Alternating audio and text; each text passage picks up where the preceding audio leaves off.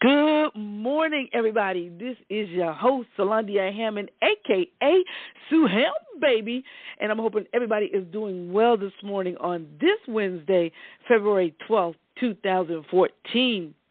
Man, I got to tell you, I don't know what the temperature is where you are. I don't even know where it is where I am. All I know is that there is ice hanging from my vehicle and rain falling from the sky. That's right. South Carolina is back with a winter storm. And this time, guys, I am right here in the midst of it. You know, last time we had the winter storm, I was chilling in Miami. But this time, I am right in the midst of it. So we are praying that we do not lose electricity. And more importantly, we are praying for those people that may be without a home, without any shelter or any food or any protection from the storm. We are praying for them that God watches over them. Guys, I'm excited. I am excited. Why? Because it is another Wednesday midweek motivation, empowerment, and business call with your host, me, Sueham, baby.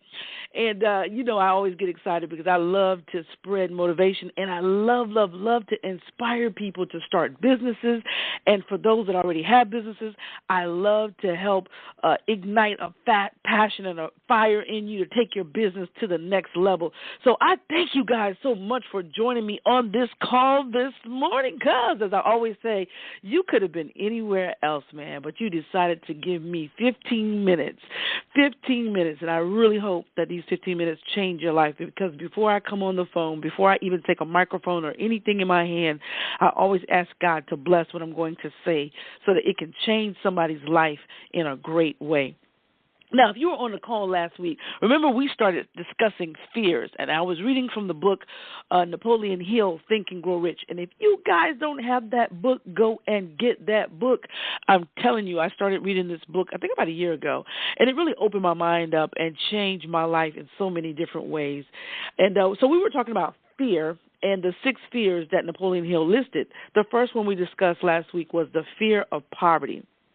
And I'm not going to touch on that too much today, but I just want to say if you haven't heard that, go back and listen to that call, and you can hear it on my Facebook page, and I'll drop that at the end of this call.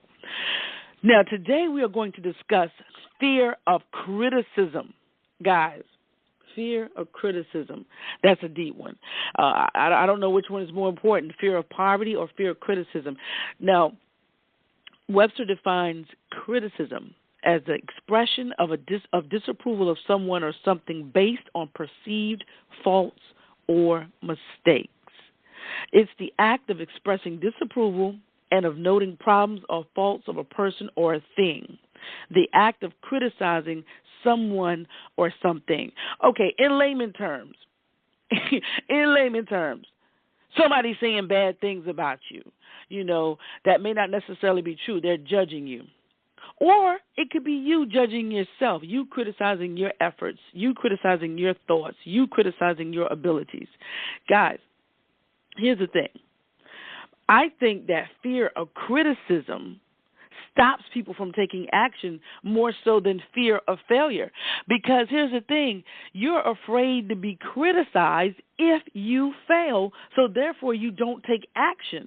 But I've got to tell you on this call this morning, that I despise people I don't want to say despise. I really feel sorry for people that have a fear of failure and a fear of criticism. Because here's the thing. If you're not failing, then you're not learning. When you're failing, that shows me that you've taken action. And because you're failing, you're one step closer to achieving success.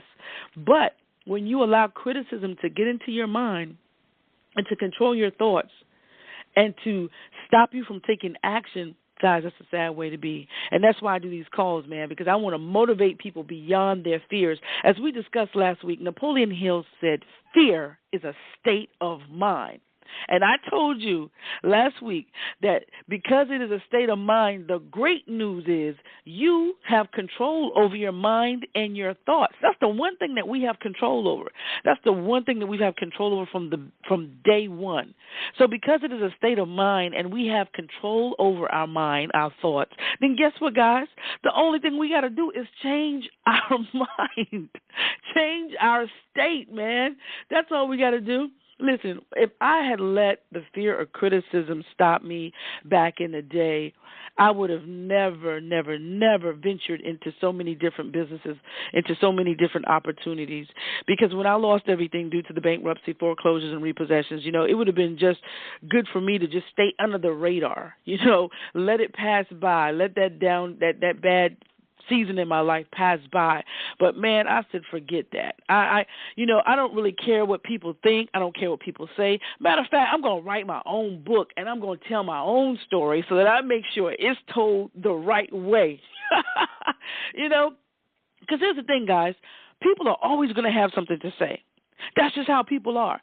People will criticize you because you are successful, because they want to be where you are. And the thing is, they can be where you are once they change the state of their mind and they make a decision and decide to take action. Now, here's what Napoleon Hill had to say about fear of criticism. He said, the fear of criticism robs man of his initiative, destroys his power of imagination, limits his individuality, takes away his self-reliance, and does him damage in 100 other ways. Guys, did you catch that? Fear of criticism destroys the power of imagination. And one of my favorite quotes by Einstein is, imagination is the preview of life's coming attraction. That means that you see it first in your mind's eye. You have a vision about it before it actually materializes, before it actually manifests, before it actually comes into the physical form. So if you fear criticism, if you fear what people are going to say about you, guys, you're no longer going to have vision. You no longer have imagination. You no longer can see the things that you want to bring forth into this life because you're so worried about what people are going to say about you. You're so worried about how people see you. You're so worried about what people feel about you. That's crazy. That's ludicrous. Why do we put so much more value on what others think about us than what we think about ourselves? You got to love yourself first before you can even begin to love somebody else. And I think Whitney Houston said it. Learning to love yourself is the greatest love of all. And when you got nothing but love for yourself, you know what I'm saying? You're going to move forward full speed ahead. You're going to turn down the volume on the criticism. You're going to turn off the naysayers, and you're going to say, you know what? I know why I'm here. It's not that I can't handle constructive criticism, something that's going to make me better, but I don't have time for criticism, your negative judgment of me, your negative thoughts of me, your negative perception of me, because you yourself are stagnated, so therefore you are trying to cast your fears upon me, your shortcomings upon me to stop me from getting to my goal. That's not going to happen. I got stuff to do, and I'm going to make it happen, and your criticism, man, please, it is not going to stop me from getting to my destiny. Guys, so Napoleon says it robs you of your imagination. It limits your individuality. Oh, my goodness. And let me tell you something. You're supposed to be who you are. You're not supposed to be like Jane, Wayne, sueham, whomever you follow. I love Michael Jackson. But you're supposed to have individuality. It's okay to love other people, like the characteristics they have. But, guys, you can't allow what somebody else thinks of you or how somebody else sees you to rob you of your individuality. I preach, be authentic, man. Authenticity is the word for eternity. You came here as an individual. You came here, unique. Why would you allow what someone else says, sees, or feel about you cause you to change the way you are when you were created to be who you are? You don't have to transform to meet the expectations of other people because they're criticizing you, saying you should do it this way when they're not doing anything. You should wear your clothes this way when they're not doing. You deal with those people you come in contact with telling you how you should do it. It needs to be done this way, but you look at them and they're not doing a dang on thing. Not one thing, but yet you're sitting there and you're allowing this negativity to filter into your mind and to cause you to breed doubt and indecision. That's ludicrous. As Mike Tyson would say, that's ludicrous. That's ludicrous. I mean, really, that's insane. He also went on to say that Criticism, the fear of criticism, takes away self-reliance, and it does damage in 100 other ways. Guys, it is time that we kick criticism. It is time that we just nip it in the bud and just say, you know what, I'm going to do what it is I came here to do. Now, here's the thing. Here are 6 symptoms of fear of criticism. If you're experiencing this, you're probably suffering from the fear of criticism. Napoleon Hill said self-consciousness, that's one, generally expressed through nervousness, timidity in conversation and in meeting strangers, awkward movement of the hands and limbs, shifting of the eyes. So that's one of the symptoms of suffering from fear of criticism. You know, you're afraid to look somebody in the eyes. You got sweating hands. You know, you're shy when you're talking to somebody. You're nervous because you yourself are critiquing your every movement because you are afraid that the people that see you are going to criticize you. They're going to criticize the way you walk, the way you talk, the things you say, the things you do. Self-consciousness. If you are dealing with self-consciousness, that's one symptom that you have a fear of criticism. Number 2, lack of poise is the second symptom of fear of criticism. Now, lack of poise, Napoleon Hill said, is expressed through lack of voice control, nervousness in the presence of others, poor posture of body, and poor memory. Number 3 symptom, weak personality.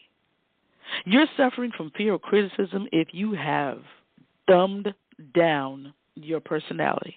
If you're suffering from making a decision, being firm with it, if you lack personal charm, the ability to express opinions definitely, you're suffering with weak personality, and that could be a fear of criticism. If you have the habit of sidestepping issues instead of meeting them squarely in the face, if you have a habit of agreeing with others without careful examination of their opinions, then you have a weak personality. And all that says to me is that you're just going with the flow. You don't have a voice. You don't have an opinion. What you think doesn't matter. You're just going with the flow. And why are you doing that? Because you don't want to stand out. You rather fit in. When the truth of the matter is, you were made to stand out. You were made different. You were made to be unique. You know what I'm saying? But you're suffering from a weak personality because you rather go with the flow. 4th symptom. Inferiority, guys, tongue-tied. Inferior complex. If you have a habit of expressing yourself by word of mouth and then covering it up because you're using big words to impress others, you're intimidating others by the way you dress. You know, you're intimidated by their speech. You know, you give this feeling that you are superior, like you are the big King Kong on the streets. But the truth of the matter is, deep down inside, you feel inferior. So you walk around like, oh, I'm the big king on the streets. I run these streets. What I say is golden. You know, you feel like nobody can touch you with a 10-foot pole. You know those people. You know the ones that walking around with that complex, you know, like a short man, they say, walking around with the short man complex, trying to act big and tall. When really inside he's suffering, thinking that he's inferior or she's inferior to everybody. You know, they got to boast. You know, they got to make up imaginary achievements. Yeah, I did this last week.